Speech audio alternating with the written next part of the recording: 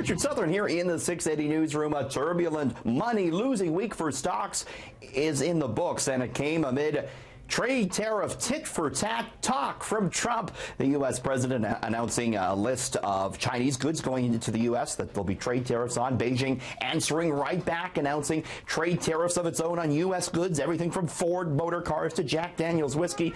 Then on Thursday night, Trump said we want $100 billion in additional tariffs. China said they will answer back again. So big back and forth. Wall Street lower, TSX lower on this ever-growing trade war. Trouble for Tim Hortons, perhaps, this past week, as a new survey came out and it showed Canada's ubiquitous coffee and donut chain sliding down the list of companies that Canadians admire the most. This list compiled by Leger, National Public Relations. Google, the most admired company, followed by Shoppers Drug Mart, Canadian Tire, Sony, Samsung, Microsoft. Dollarama holds the 7th spot, Kellogg's the 8th, then Campbell's and Kraft. You got to go down to 50th spot to find Tim Hortons. It's down from 4th spot last year. Of course, Timmy's has faced an onslaught of negative publicity as of late. Some of its Ontario franchises clawed back employee benefits after the minimum wage increase went up. Many of the franchise owners are suing the Brazilian head office. And a couple of weeks ago, the head office announced a $700 million renovation of the store interiors, asking the disgruntled franchise owners to pay half the bill. And shares in Restaurant Brands International, the Tim Hortons parent, they're lower on a year-to-date basis on Bay Street.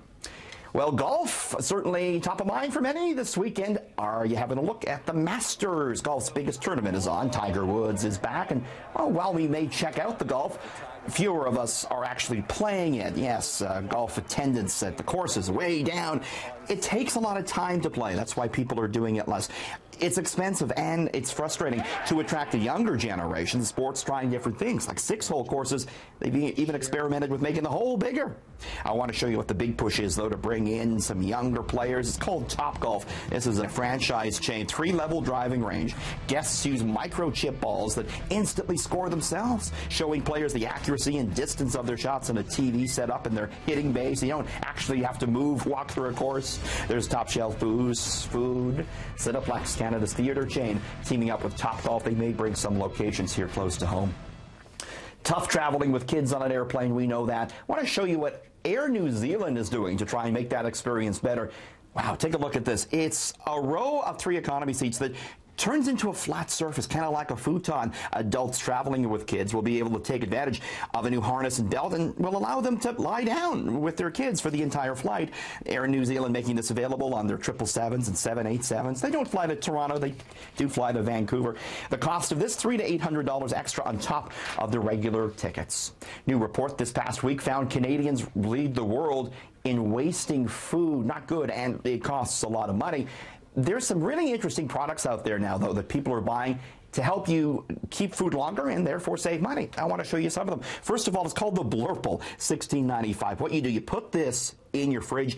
It absorbs ethylene gas, which is the gas that accelerates the ripening process of fruits and vegetables, so it helps them last longer. How about the Onion Saver? It extends the life of a cut onion. Contains the odors too. Reusable food wrap for $18. So you wrap up your perishables with this. You cover a bowl. It has antibacterial properties and it helps keep the food fresh, and you can keep using it over and over again. Veggie Life Extender food liners. You put this at the bottom of your food crisper, lets the air circulate in a way that keeps the fruit and veggies from spoiling quickly. The herb storage container. Put it in the door of your fridge and put your herbs, your basils, and what have you in there, and it keeps them lasting longer. And finally, the banana bag, said to extend the freshness of your bananas by up to 2 weeks. A report found the average Canadian tosses away 170 kilograms of food every year, costing the economy about $30 billion overall. Interesting news out of the art world. What do you think? How much would you pay for this? This is a giant life-size clump of Play-Doh. Looks like some of your kids might make, right?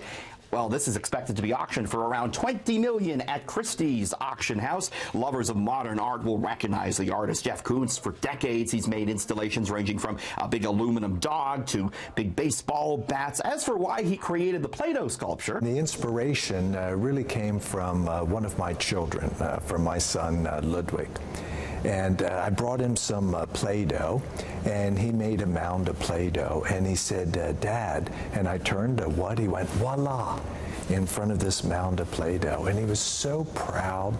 And I looked at it and I thought, you know, this is really what I try to do every day as an artist, to make objects that you can't make any judgments about. A sculpture presented a logistical problem for the Christie's auction house in that they had to remove the doors to the building to get it inside.